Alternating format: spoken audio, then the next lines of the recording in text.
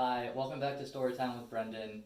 As you can tell, the name is still Storytime with Brendan because I haven't come up with anything, and also we're just filming all these videos at the same time. That's why I am wearing the same clothes in every video. But they're clean. I did laundry last night. Go me. Alright, so, when we last left off, myself, all the other counselors, and one of the dads were hiking back up the mountain. Everybody was armed to the teeth. The dad had a gun.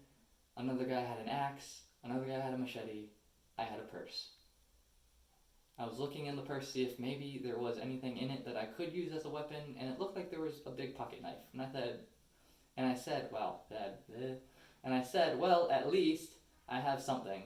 And so we're climbing up the mountain, and the dad, who's a little bit bigger, a little bit older, a little bit more out of shape, he starts to lag behind. And he says, eventually, he sits down on a rock, and he says, "You guys go on without me. I'll catch up later." And I said, "What do you mean, go on without you? You have the gun. You have the one thing that's going to protect us from the animals. Do you really think anything else you've given us is going to protect us?" And he says, No, just go on without me. You'll be fine.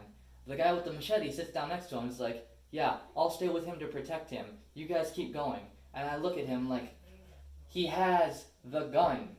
He does not need protection. He is protected. He is fine. And the guy's like, "No, I need to stay with him. It's important to not leave him alone." And I say, "Okay, can I have the machete so I can have that for protection?" And he says, "No, I need it to save myself in case we get attacked." And I say, "He has a gun.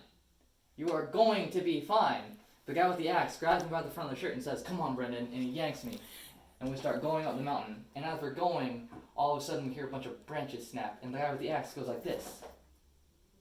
He's looking around. And I panic, and so I go like this with the purse. And I open up the purse to get that big pocket knife. Turns out it was not an actual pocket knife. It was just like a saw. I don't really know what it was. It was like a bear came. I'm like, "Okay, just hang on a second, Mr. Bear. I'm gonna like cut you in half real quick. It'll be fine."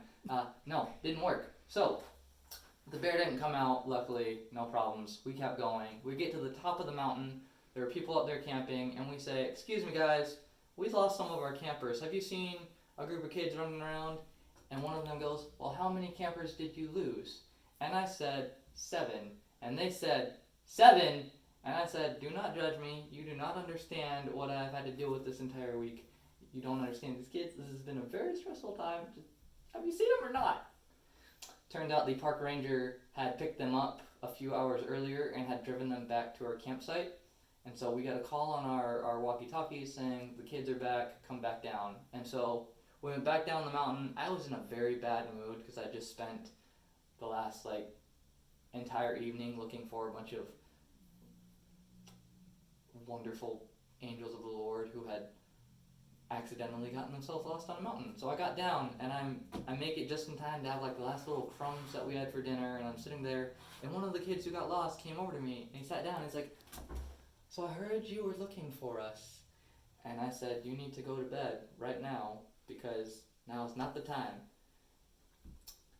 And as he walked away, another kid who didn't get lost came over and said, "While you guys went up the mountain, I saw the bear go up the exact same trail about 20 minutes later. So I'm not entirely sure, but I'm pretty sure the bear was stalking us the entire way up the mountain."